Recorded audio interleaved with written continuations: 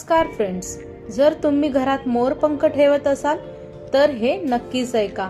मोराच्या सुंदरतेचे कितीही कौतुक केले तर ते कमीच. निसर्गाच्या प्रत्येक रचनेमागे वैशिष्ट्य आहे. श्री गणेशाचे वाहन मयूर म्हणजे मोर, माता सरस्वतीचे वाहन मोर व कार्तिकेयचे वाहन मोर आणि श्री कृष्णाला देखील मोरपीस अतिशय आवडते. कृष्णाच्या नक्षीदार किरीटात खोचलेले मोरपीस अधिकच सुंदर दिसते. शास्त्रात याला खूप महत्त्व आहे.